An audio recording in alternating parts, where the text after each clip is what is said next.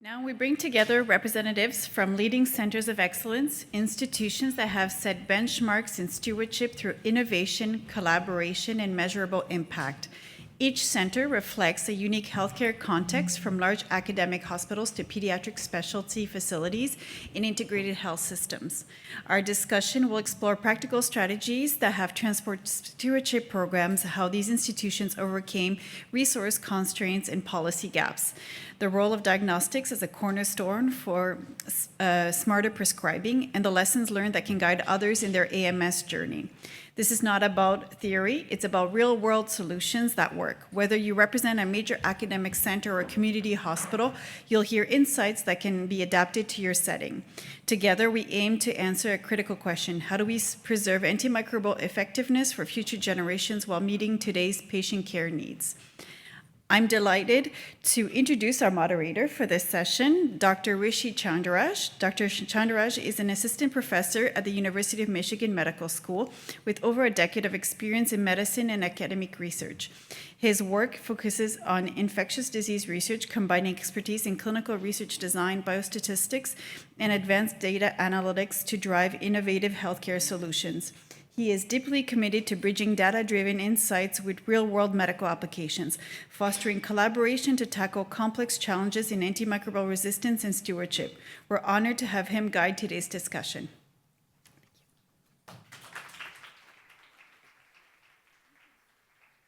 And then invite the panelists. Yeah, I guess I will invite our panelists up to the stage at this point. And thanks for that introduction, and I'm very honored to be here. I will say that I'm primarily a microbiome researcher, so I'm very, I think I bring as close to a layman's perspective in infectious diseases about antimicrobial stewardship. So I'm hopeful, thankful to our panelists here today for being here and for their expertise. And I'm hopeful that our discussion can bring some real practical steps. Everyone on this panel has achieved remarkable success in their stewardship programs, and I'm hopeful that some of our discussion today can bridge, and we can share some of our experiences and leave the audience with some specific actions that maybe they can take to their own institutions to help foster stewardship in a wide variety of sessions. Resource environments and different demographic environments. So I think I'll just ask the panelists to head down the line and introduce themselves. And if you could, in your introduction, share one major stewardship success that you've had at your institution that you're particularly proud of, and that's specific to your institution that you'd like to share with our audience today. So. Okay, I'll start. My name is Dona Benadof. I am a clinical microbiologist of one of the three only pediatric hospitals in Santiago de Chile. Chile is in South America. We have a history of 20 years of AMS, so it's kind of a senior AMS in our country. And I think the biggest achievement of our AMS program is in 2013, we were able to convince the director of the hospital to give us time of the IT team to make a program for AMS. So since then, we were able to bring to the hospital a system where every antimicrobial that is not from access, is from watch and reserve, is prescribed through this platform. So in working hours, the clinician prescribes, and then an ID specialist comes and look at these patients with the team of the patient. So we use the strategy of audit and feedback in real time. And in not working hours, the prescription is released from the pharmacy, so they don't see that they have cohorted their liberty of prescribing. So I think that was a huge step for us to have kind of control of all that is prescribed in our hospital. Great, thank you. Yes, bonjour tout le monde. Hi, I'm Philippe Martin. I'm an infectious disease specialist and medical microbiologist working at the Centre hospitalier Stade de Sherbrooke in the province of Quebec. So what we're most proud of in Sherbrooke is we're pioneers in the use of stewardship software. We've been using our software since more than 15 years ago. I don't have any credit. It was my mentor, Louis Valiquette, who's now the dean of our faculty, who created this software. Which is actually now the property of Biomérieux. It's called L'Humède APSS, so that was created in our center. So we've been using this software for more than 15 years, and what it enables us is to create alerts that reduce the work time for stewardship. It can only take a few hours for the pharmacist, a few minutes for me when I'm on call for stewardship, and we can make many, many interventions automatically. So that's what mostly we're proud of in Sherbrooke. Hello, everyone. I'm Suzane Silbert. I'm also a clinical microbiology. I am the director of the microbiology and esoteric testing labs at Tampa General Hospital. At Tampa General Hospital is a big academic medical system in Florida. And there, I think I don't have one specific story here to tell, but from the lab part, we have been working very close to the antimicrobial stewardship team that includes infectious disease medical director and 3 PharmDs that are specialists in infectious disease.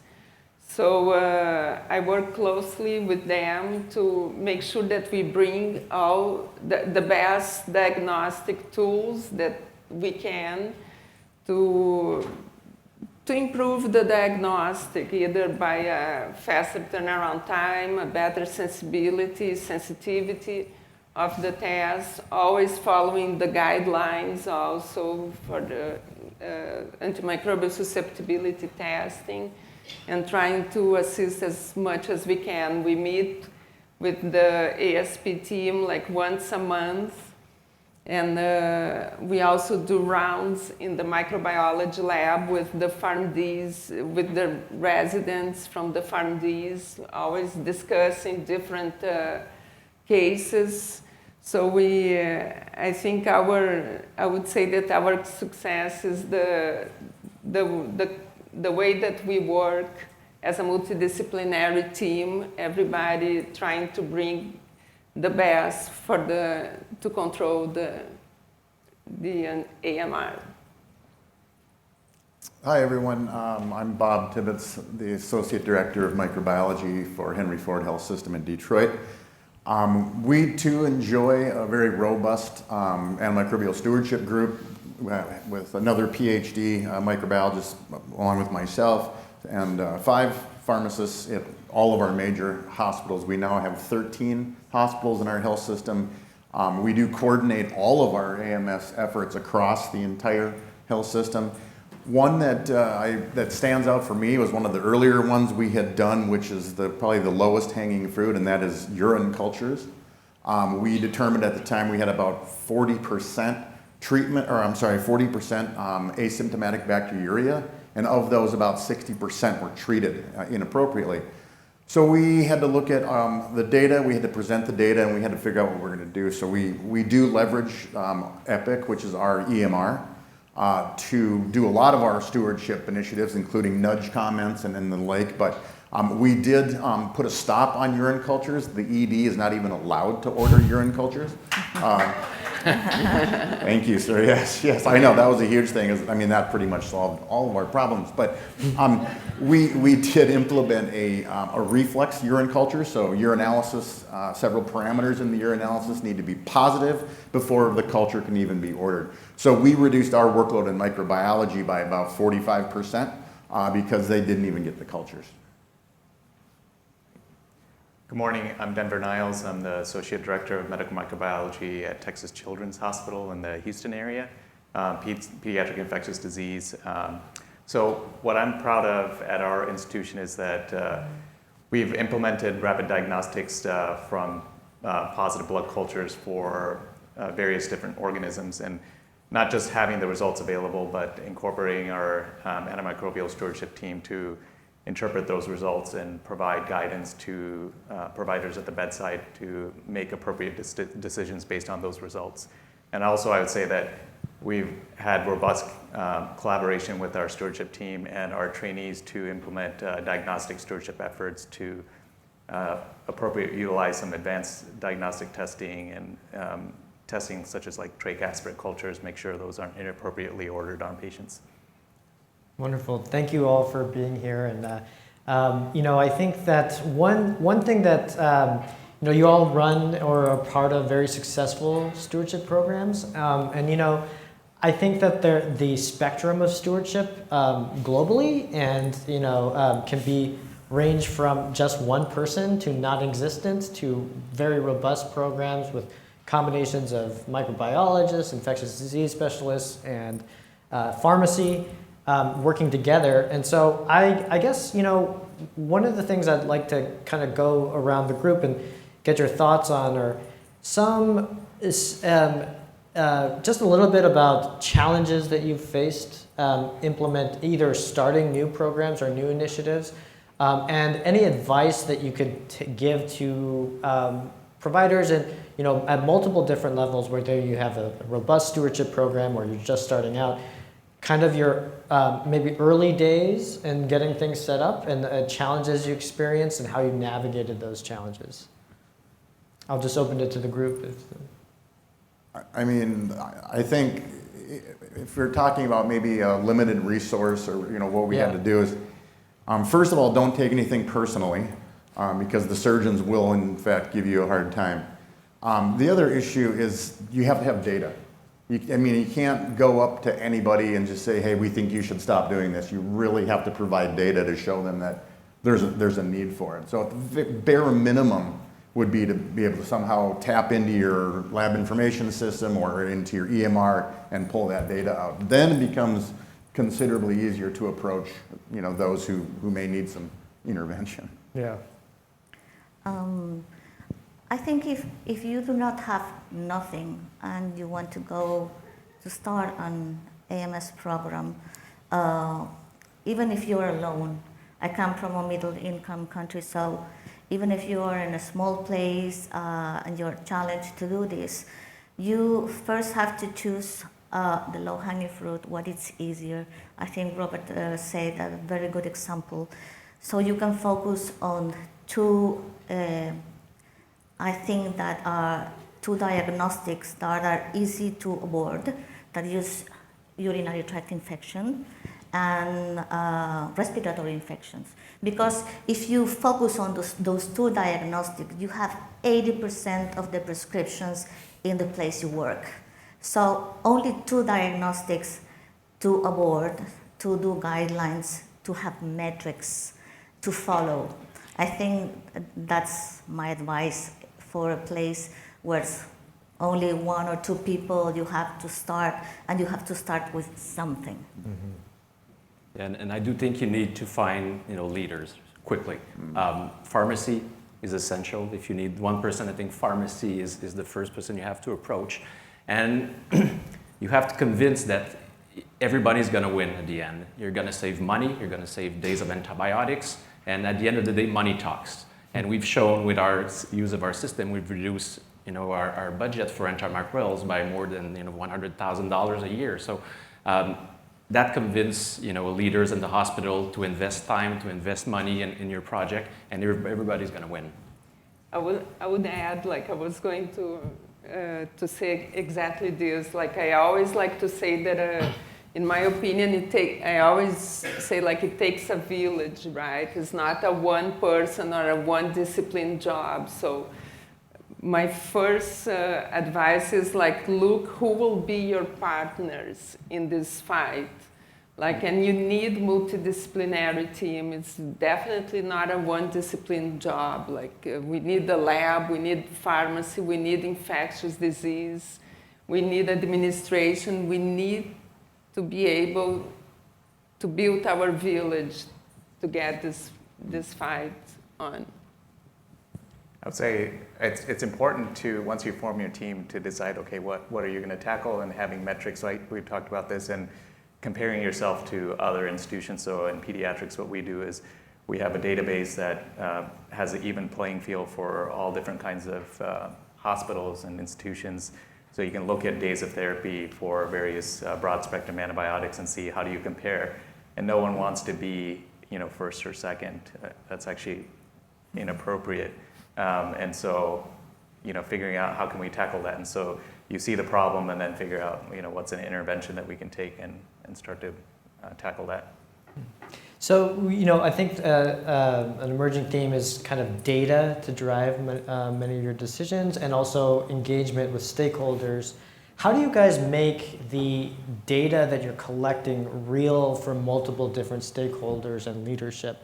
An emergency department physician and a surgeon, I think, have a very different perspective on antimicrobial use and the risk of antimicrobial resistance. Have you guys found, what data points have you found, and what kind of arguments have you made to stakeholders that may have some resistance to some of these efforts? And how do you get buy-in from those people and from leadership?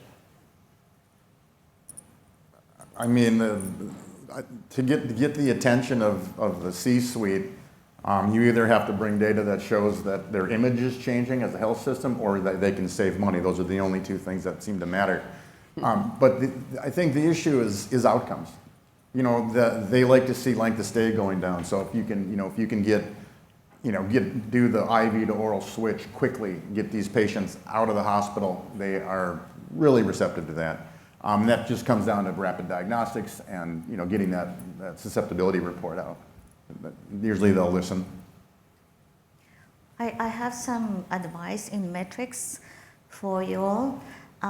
If you have just started your AMS or in the first years, I think the first 5 or 6 years are those years in where you can show the best decrease in the consumption. So if you do your DDD per 100 beds, or if you have your laboratory metrics with your cumulative susceptibility dashboard, and you can show in the first year dramatic change in the consumption, and that you can turn it into money, because that's saving. And because far away from the start, it's getting harder to show the change in DDD. So that's when you can go to the stakeholders and say, I'm saving this kind of money. I stop the increase in resistance. And that can show that your stakeholders in your institution are going to say, okay, that's what happened to us.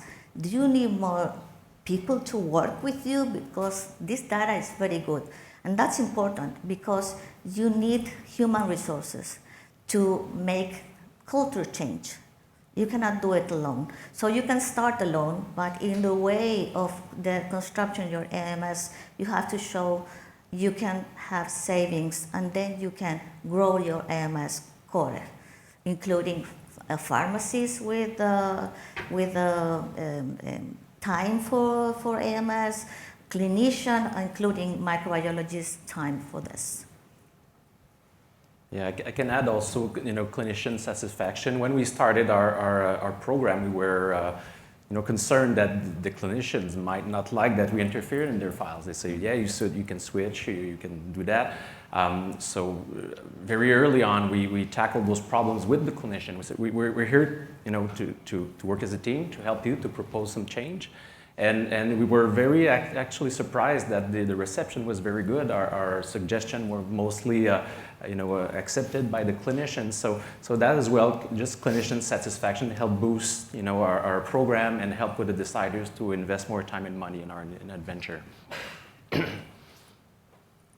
So some of the things that you could consider doing is, if you're, let's say, talking about surgical prophylaxis, you could talk to different surgical providers and say, okay, here are your days of therapy or use of antibiotics for prophylaxis compared to your peers, and so give them like real level data. We've done that actually for outpatient providers as well, so they can kind of see how they stack up. And there are guidelines for a lot of these things, and so it's important to get them to the discussion and at the table to buy in and say, okay, let's agree on doing this and standardizing this, so it's consistent across the board. Wonderful. Thanks for everyone's thoughts.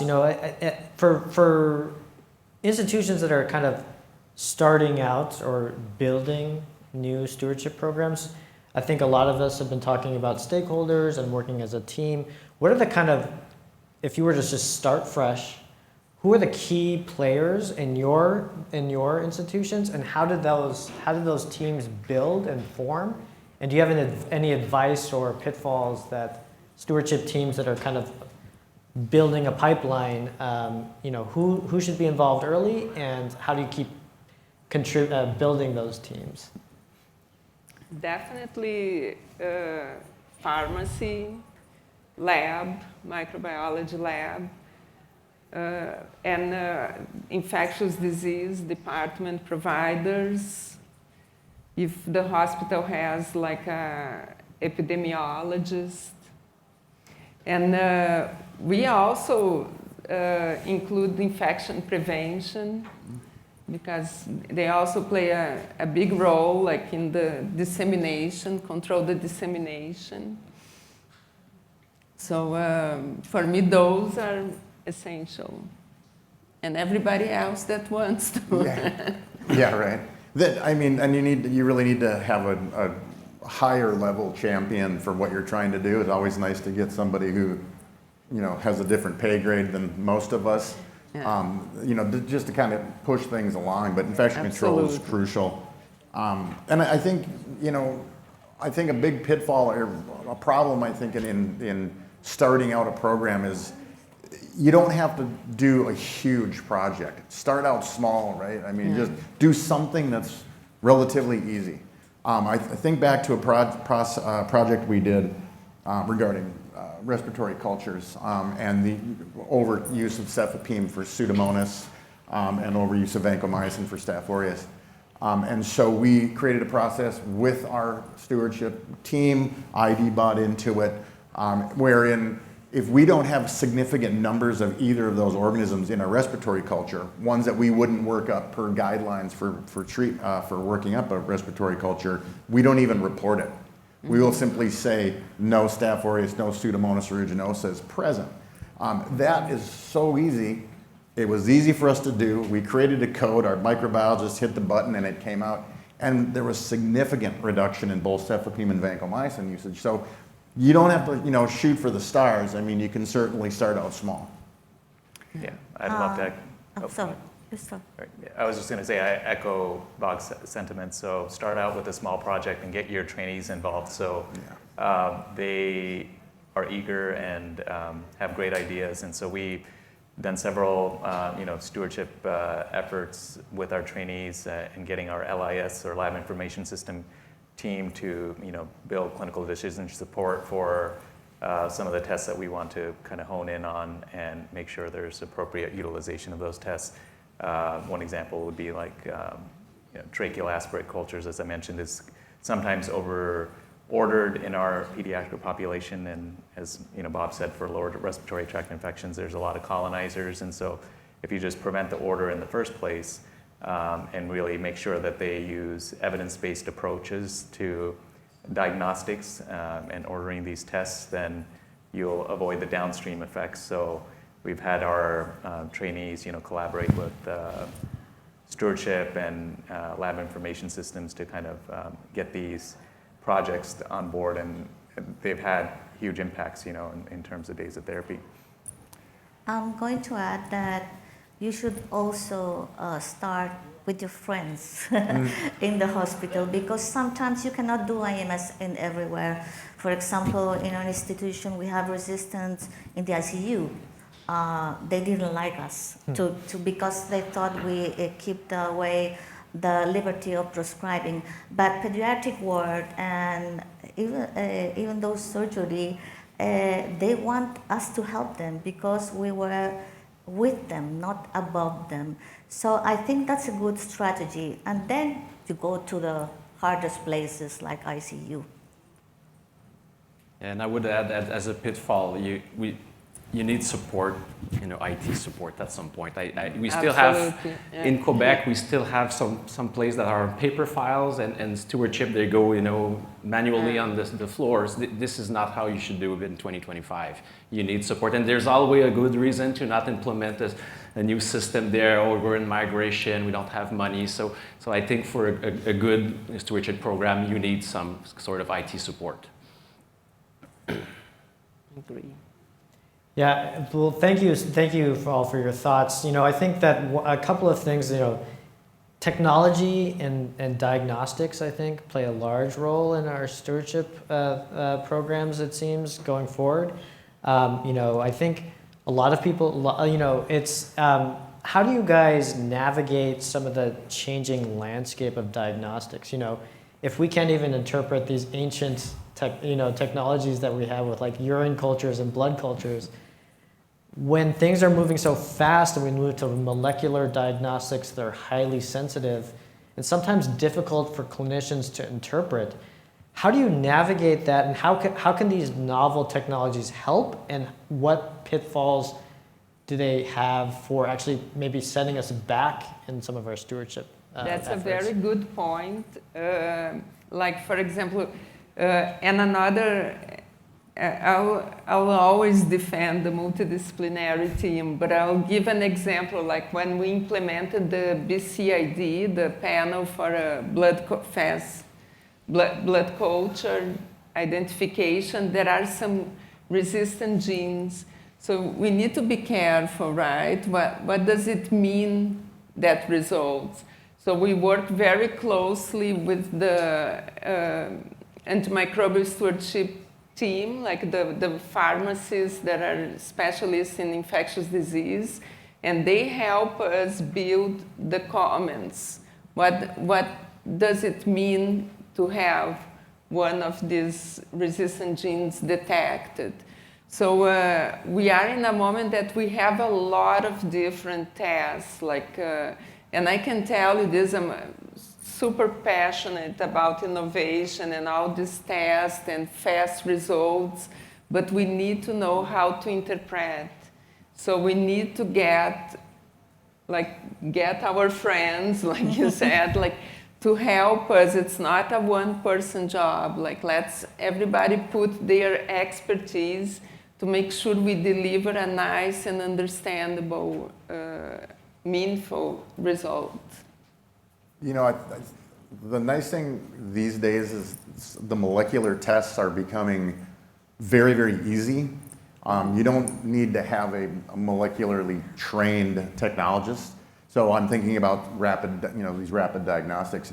Utilize them as much as you can, because, we have a core lab, a central core lab kind of process in our health system, but we're also pushing certain testing out to the periphery. So group A strep, for example, a test can be done in 20 minutes. We're talking about sensitivities and specificities far exceeding antigen-based testing. So we can very, very quickly, with high sensitivity and specificity, say, do not give this patient antibiotics. They don't have strep throat. Now, of course, as she said, we have to be able to interpret it. So, PCR in an adult is not really the best way to do things, because, of course, they're going to be, 60-some% of us are going to be positive anyway. But we can handle that. So these are, again, going back to comments and things of that nature. But take advantage of these tests. They are easy to do. Maybe they're a little bit more expensive than traditional cultures, but I think the payoff's pretty huge if you do it right. My view is from low and middle income countries. So as far as we want to have a lot of molecular diagnostics, syndromic diagnostic, we do not have money for everybody to ask for that test.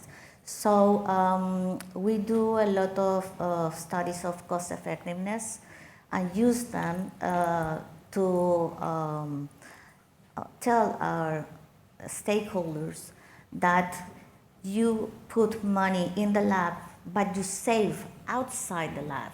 You save in length of stay, you save in antibiotics, you save in antivirals, and obviously in mortality in the case of sepsis.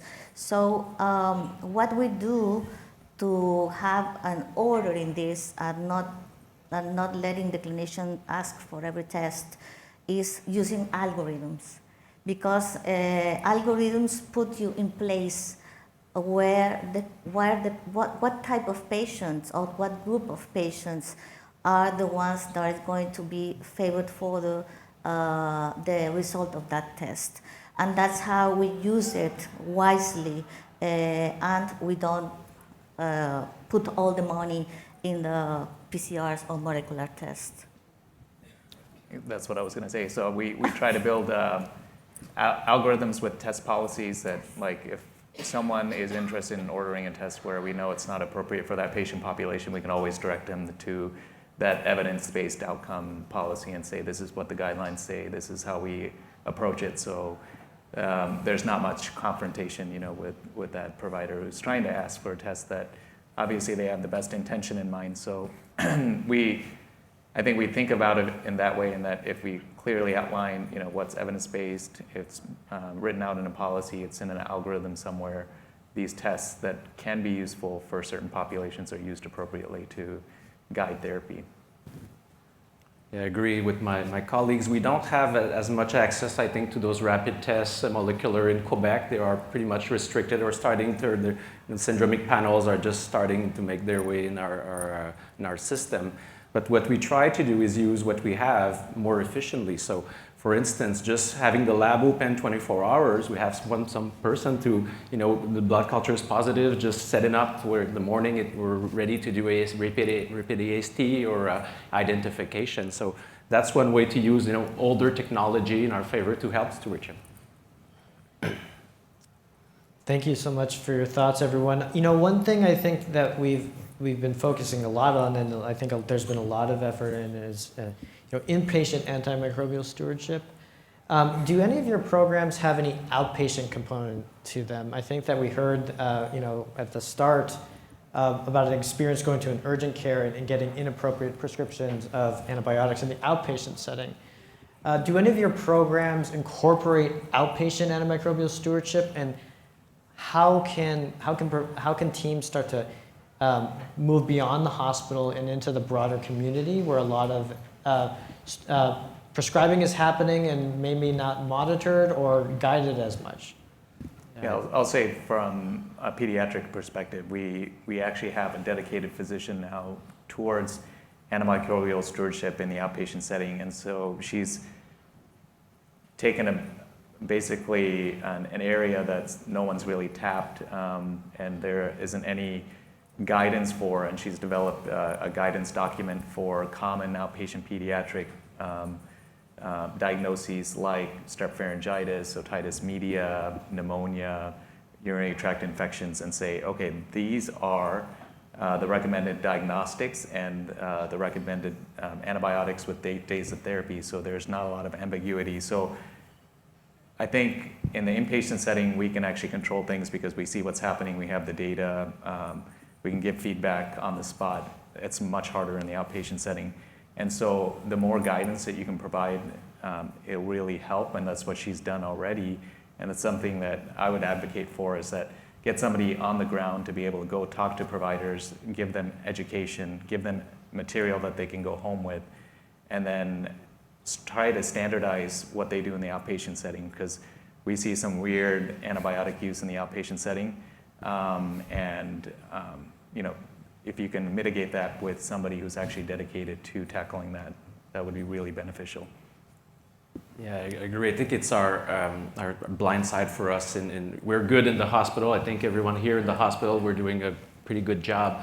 But the outpatient, there's so many prescribers, different LIS, different systems. So to be able to do some intervention there, it's very hard. Even the data is hard to gather. So we did try, in our stewardship team, we do have a community pharmacist as well as a primary care physician who's representing. But I'm not sure we're doing enough to pass our message to the community and monitor what's really going on, because there are probably a lot more inappropriate prescription on the outpatient basis than in the inpatient basis. Yes, I agree. And I think it's a gap for us. Like, we don't have a lot of outpatient clinics, so I think in the hospital, for inpatients, we do a good job, but I think we need to try harder with the outpatient population. In the case of my country, we have a policy, Ministry of Health policy that started regulating the AMS first in the hospitals and incorporated in 2023 AMS in the primary care, because 80% of the antimicrobials are prescribed in primary care. So it's a very huge issue. I work in the working task force to help evaluate where to start, what metric to use in primary care, and the guidelines that should be prioritized. And we prioritized urinary tract infection also, and respiratory infections. And also we used the metric of DDD in primary care, because we wanted to show the impact in having guidelines, making a lot of education, bringing up or trying to find a way to put a culture in AMS, and then look at the metrics with DDD.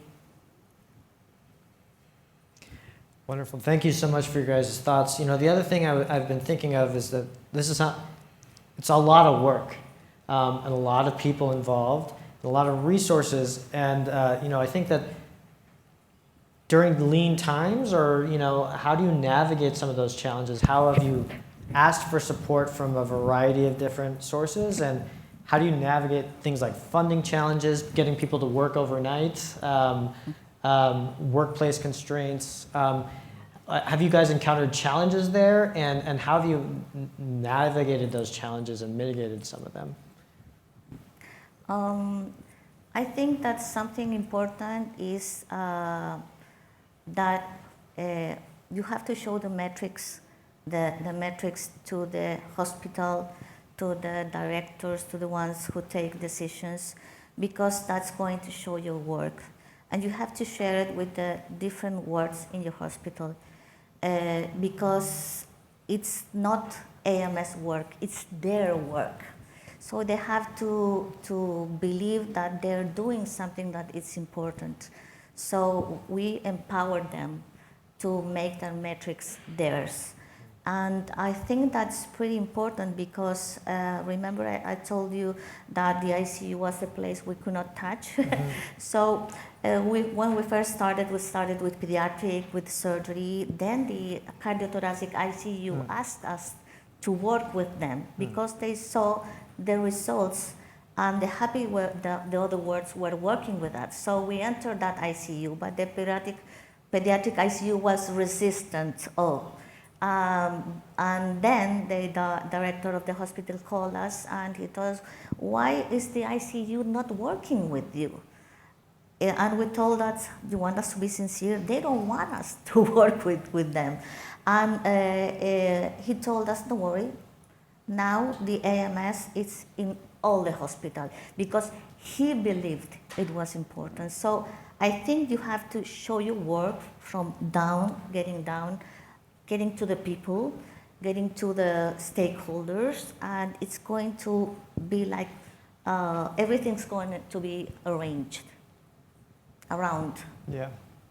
We had an issue with again, urine cultures, and you know, we were starting to work up. Certain urologists or surgeons, urological surgeons, wanted to have certain organisms worked up for good reason, and so we told the techs, yeah, you know, you might have to work up some coag negative staphs and maybe a couple streps, and they just freaked out, because you know, we have so many, you know, a couple of hundred a day, you know, but we had the surgeon come down and talk to them.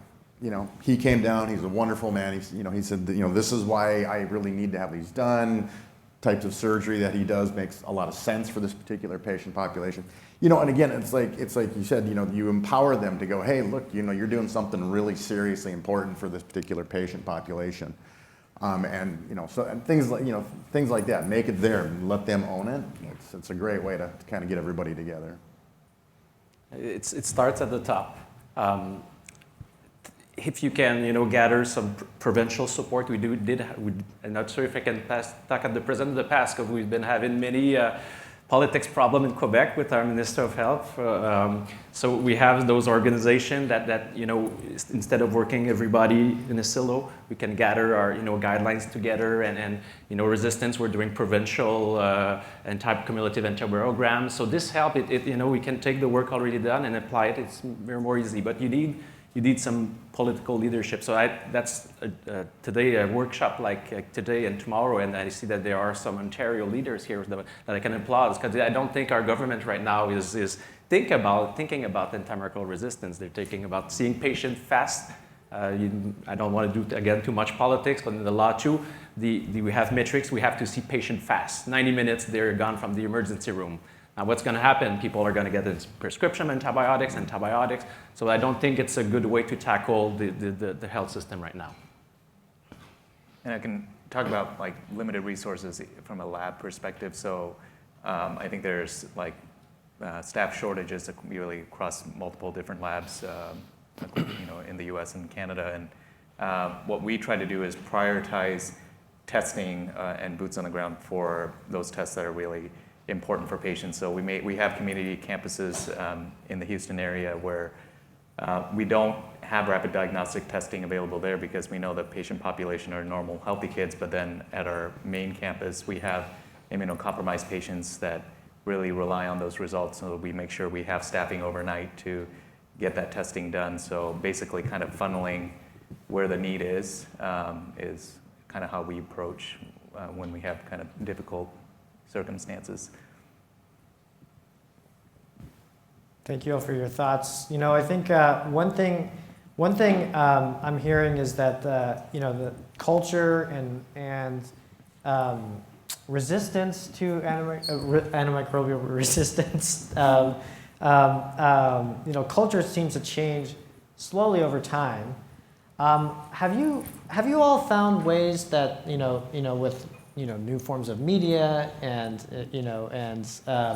and even using things like the AMR, that you've been able to shift culture and get people to think differently about problems that they conceptualized, maybe not from a stewardship perspective?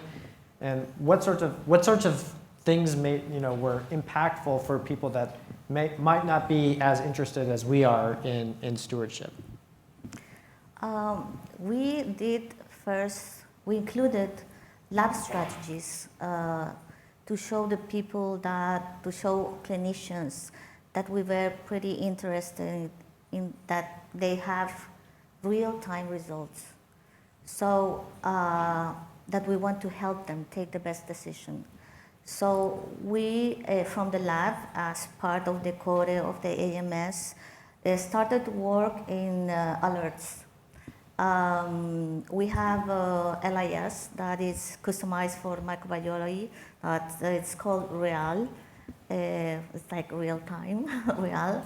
And we customize the results. For example, the gram of blood culture. When the technician is working and he validates, it comes a pop-up and says, do you want to launch this alert? Yes, and that alert launches to a mail of the ones that take the decision. So they thought that that thing was great for them because they prioritize the patient and they think, oh, these people really want to help me. That was one thing. The other thing was customized education for them.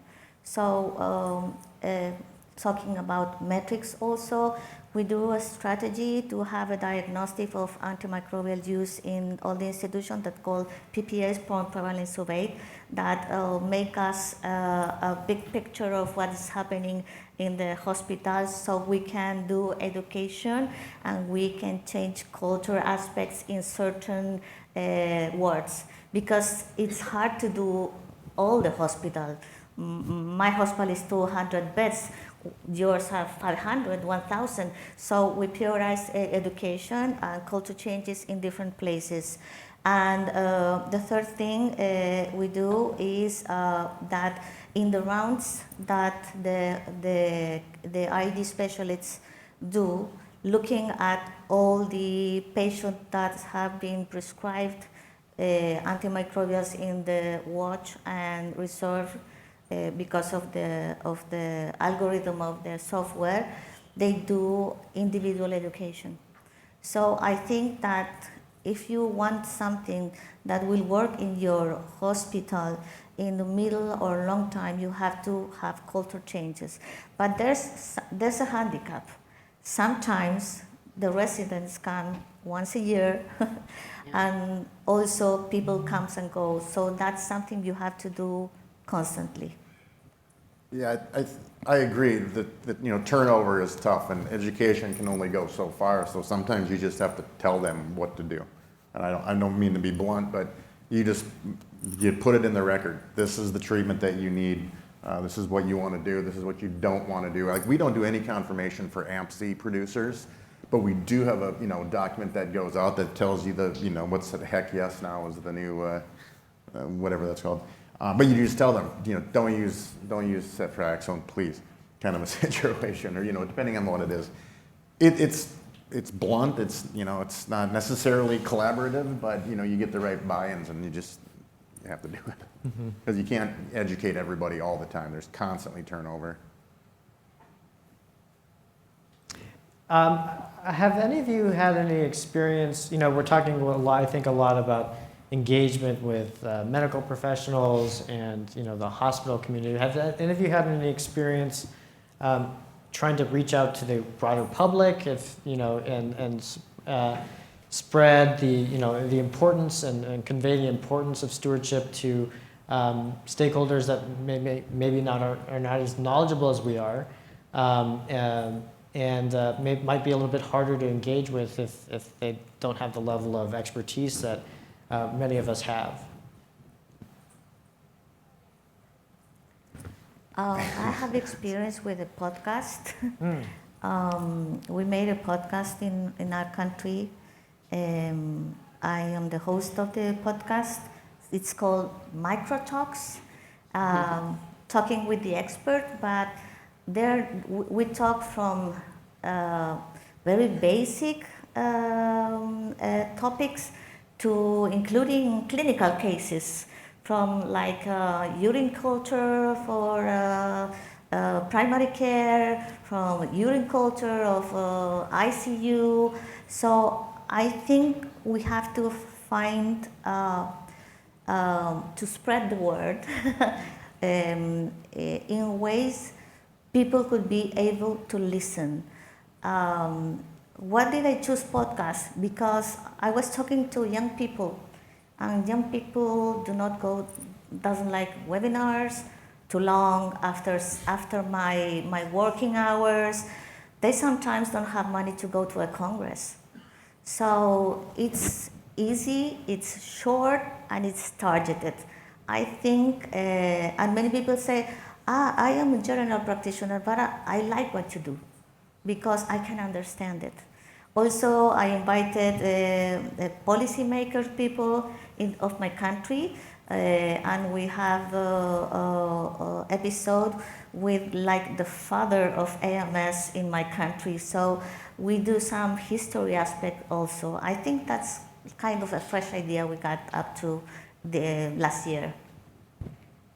Yeah, I don't know if we're doing as much as we should, but I try at least to implicate. I'm freely. I wrote an article for Naître et Grandir. Many parents in Quebec, they can access this website for different problems with your children. So I'm responsible for the antibiotic use. So basically, we don't need antibiotics for viral infection and such, or gastroenteritis. So we try, but it's hard to reach. With what's going on where we don't have a Twitter account. Well, we tried with our association to have a Twitter account, but it's hard to support, with all our other. So it's a challenge, but we try when we can help. We say yes.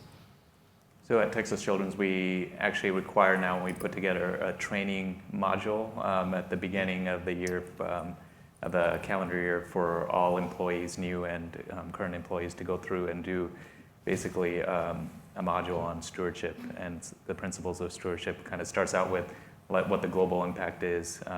And even now we've, through social media, put out some AMR week tweets and messages out there. So just getting the message out there, and also requiring it as training for your staff is important too.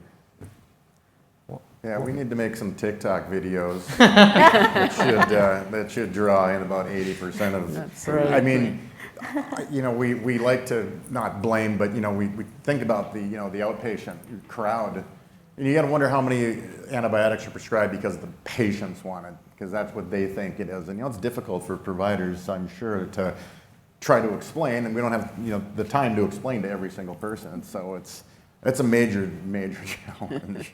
Yeah.